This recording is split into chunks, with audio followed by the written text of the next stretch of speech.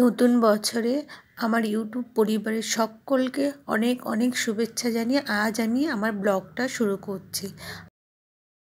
আর এখন সকাল 7টা বা 7:30 এরকমই হবে। আর ঘুম থেকে ওঠার পরেই আমি যে কাজটা প্রথমেই করে থাকি সাধারণত ওয়াশরুমে যাওয়া, জামা কাপড় ছাড়া, তারপর ব্রাশ করা। তো এইগুলো করে ভাবছি একটু চা খাবো, তারপরে কাজ শুরু করব। আর এখন ছেলের স্কুল ছুটি, তো ও ঘুম থেকে ওঠেনি। আর প্রায় ও 9টা, কোনো দিন 8:30 এরকমই ঘুম থেকে ওঠে। তো ভাবলাম আগে চাটা করি। আর আজকে একটু দুধ আর রুটি ছেলেকে খাওয়াবো। তো চলুন চাটা করে নিই, তারপর কথা বলছি।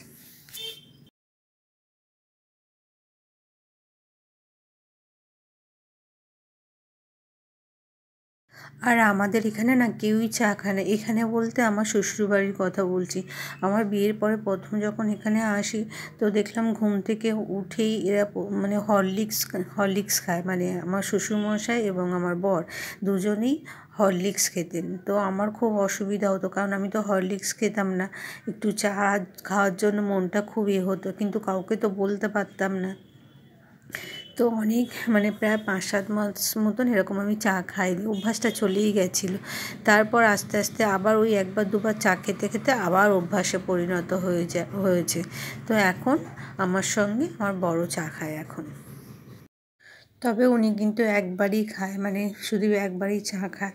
আর আমি 2-3বার চা খাই। আর এখন বাড়ি মিস্ত্রিরা কাজ করছে না, তো মিস্ত্রিদেরকে চা করে দিতে হয়, তার সাথে আবার খাই। তো এরকম করে একটু পেটেরও সমস্যা হচ্ছে। আর এখন একটু চা করে নিয়ে যে বসেছি, আর এখানে জানালাটা একটু খুলে দিয়েছি। এখনও না ভালো করে রোদ্দুর বার হয়নি, ওঠেনি। তো দেখছি হাওয়াটা আসছে, আবার জানালাটাকে বন্ধ করে দিলাম। আর এখানে যে বললাম দুধ আর রুটি খাওয়াবো ছেলেকে, তো দুধটাকে বসিয়েছি। আর এখনও রুটি বানানো হয়নি, রুটিটাকেও বানাবো। আর রুটি তো সেভাবে খাওয়া হয় না। আর একটা 5 কেজির আটার প্যাকেট কেটেছিলাম, তো সেটা অনেকটা রয়েই গেছে, কবে যে শেষ করব জানি না। আর দেখুন এখানেও রান্নাঘরের জানালাটাকে আমি খুলিনি, এত হাওয়া আসছে। আর আজকে ভালো রোদ্দুরও বার হয়নি। আর এই যে আমার ছেলেটা এখনও ঘুমাচ্ছে। ওদিকে আমার রুটি করা হয়ে গেছে, আর এখানে এসে ডাকছি, তো দেখুন কীভাবে মানে ঘুমাচ্ছে, তাকে দেখাই যাচ্ছে না, মানে চুপ করে আছে, উঠছেই না। জেগে আছে কিন্তু কিন্তু কোনো সাড়া দিচ্ছে না, হালকা হালকা একটু নড়ছে, এই উঠছে দেখুন।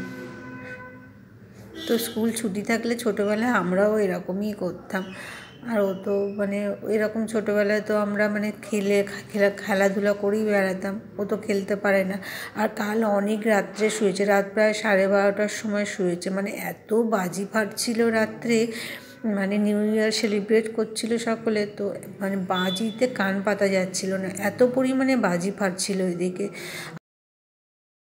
আর কাল রাত্রে জন্মদিন, বাড়িতে একটা নেমন্তন্ন ছিল, মানে বাড়িতে না, ওর একটা বন্ধু নেমন্তন্ন করেছিল, শুধু ওকেই বলেছিল। আর সেই জন্যই ছেলেটা ঘুমাচ্ছিল না।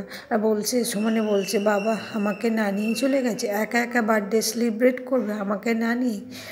বাড়িতে হলে হয়তো বলতো, কিন্তু এটা বাড়িতে হয়নি, একটা ক্লাবে হয়েছিল, সব বন্ধুবান্ধবরা মিলে করেছিল, যার জন্যই হয়তো ওকেই শুধু বলেছিল।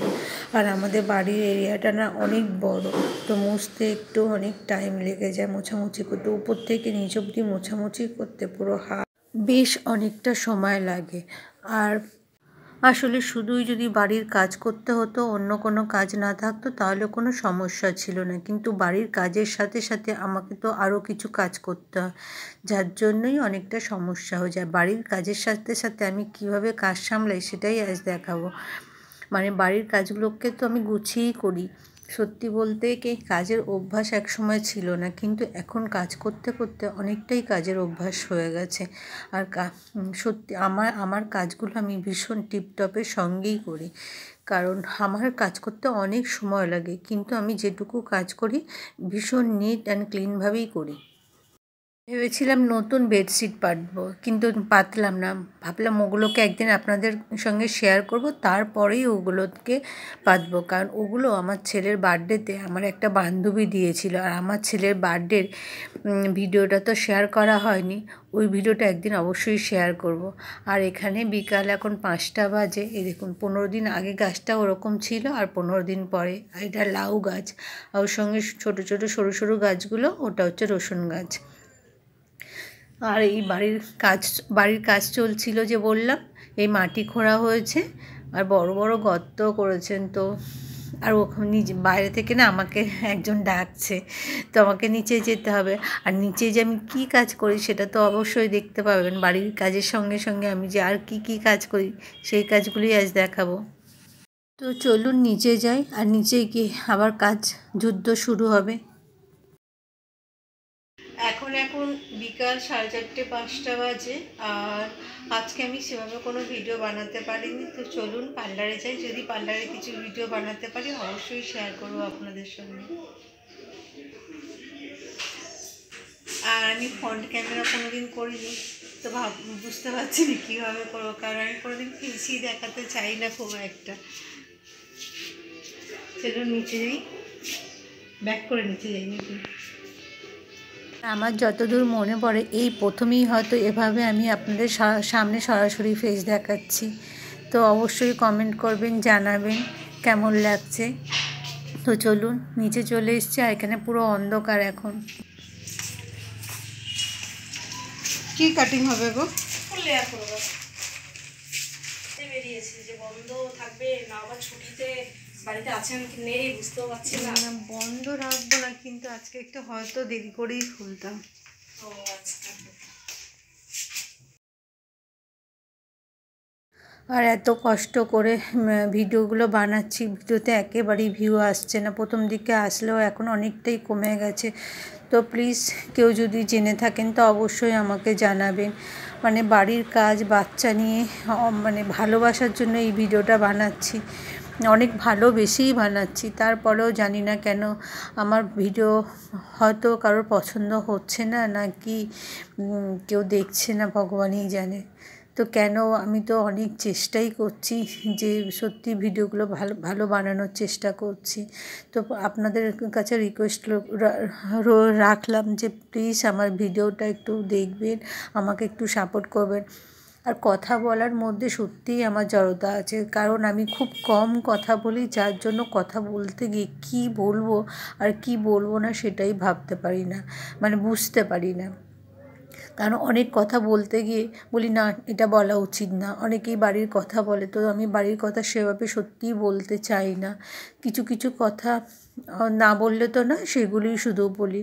মানে খুব কম কথা বলার অভ্যাস আমার, সেই জন্যই হয়তো অনেকের পছন্দ হচ্ছে না। তো জানি না, প্লিজ জানাবেন। আমার ভিডিওটা ভালো লাগলে অবশ্যই একটা লাইক করবেন, আর আমার চ্যানেলটাকে সাবস্ক্রাইব করবেন। আমি তো রেগুলার ভিডিও দিই না, আমি সাধারণত সপ্তাহে 3 দিন করে ভিডিও দিই। সোমবার আর বুধবার আর শনিবার, এই 3 দিনই আমার ভিডিও আসে। আর ভেবেছিলাম মাঝখানের বাদবাকি দিনগুলো শর্ট ভিডিও দেব, তো সেটাও দেওয়া হচ্ছে না। তো চলুন ভিডিওটা আর বেশি বড় করছি না। ভিডিওটা ভালো লাগলে অবশ্যই একটা লাইক দিয়ে দেবেন। আর এই যে বাড়ির কাজের সাথে সাথেও আমাকে এখানেও কাজ করতে হয়, আর এখানে প্রায় আমি রাত 9টা 9:30 অবধি কাজ করি। তো ছেলের স্কুল থাকলে তখন আমি খুব তাড়াতাড়ি বন্ধ করে দিই। আর এখানে না রাত 11টা অবধি খুলে রাখলে 11টা অবধি ক্লায়েন্ট আসবে, কারণ এটা হচ্ছে পুরো অফিস পাড়া বলতে পারেন। এখানে প্রচুর বাইরের ছেলেমেয়েরা থাকে, যারা কর্মসূত্রে এখানে আসে, পড়াশোনার সূত্রে বা কাজের সূত্রে এখানে সাধারণত আসে। আবার একবার জানাই নিউ ইয়ারের অনেক অনেক শুভেচ্ছা। নতুন বছর সকলের ভালো কাটুক, ভালো যাক, আর সবার ইচ্ছাগুলো পূর্ণ হোক। আর যারা যারা নতুন ভিডিও করছে তাদের ইচ্ছাগুলোও পূর্ণ হোক, আমার ইচ্ছাটাও পূর্ণ হোক, এই আশীর্বাদ নিয়েই ভিডিওটা আজ এখানেই শেষ করছি। ভিডিওটা ভালো লাগলে অবশ্যই একটা লাইক দেবেন।